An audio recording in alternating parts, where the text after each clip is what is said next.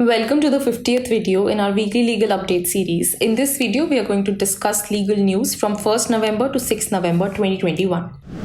In first important news, the Supreme Court has held that an insurance claim is liable to be rejected if no payment of premium is done on the due date. In the case of Life Insurance Corporation of India versus Sunita, the Supreme Court has clarified that terms of insurance policy have to be strictly construed. There is a requirement of uberima fides, that is good faith on the part of the assured person. So if the premium was not paid on the due date, the insurance claim is liable to be rejected. In second important news, the Supreme Court has given some clarifications regarding the time taken for preliminary inquiry under the Prevention of Corruption Act.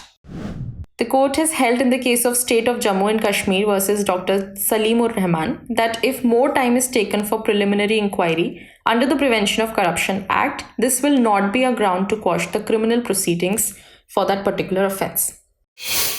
In third important news, the Supreme Court has said that evidence against an accused has no bearing upon a co-accused in a separate trial for the commission of the same offence. In the case of A.T. Maideen versus Assistant Commissioner, Customs Department, the court has held that an evidence recorded in a criminal trial against any accused is confined to the culpability of that accused only, and it does not have any bearing upon a co-accused who is being tried on the basis of evidence recorded in a separate trial.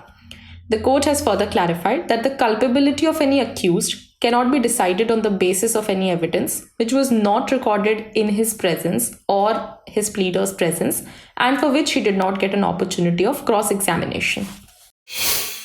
In fourth important news, the Supreme Court has clarified that a will can only be revoked by the modes which are given under Section 70 of the Hindu Succession Act. In the case of Badrilal versus Suresh and others, the court has clarified that a will cannot be revoked by an agreement. It can only be revoked as per the modes given in Section 70 of the Succession Act. As per Section 70, there are three modes which are given. First is execution of another will or codicil. Second is a writing executed by the testator declaring an intention to revoke the will. And third, either by burning, tearing or otherwise destroying the same by the testator.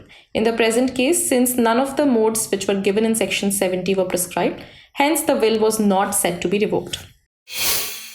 Lastly, the Supreme Court has clarified that magistrate's prior sanction is not mandatory for investigating a non-cognizable offence along with a cognizable offence. In the case of State of Jammu and Kashmir versus Dr. Salimur Rahman, the court has clarified that prior sanction of the magistrate is not mandatory for investigating a non-cognizable offence with a cognizable offence. The Supreme Court has noted that the offence under the Prevention of Corruption Act is a substantive offence when the investigation in respect of this offence is being done, and if it is coupled with the offence of conspiracy under IPC, there is no requirement of prior sanction of the magistrate. This brings us to the end of our legal updates for this week. If you like this video, please like and share and subscribe to our YouTube channel.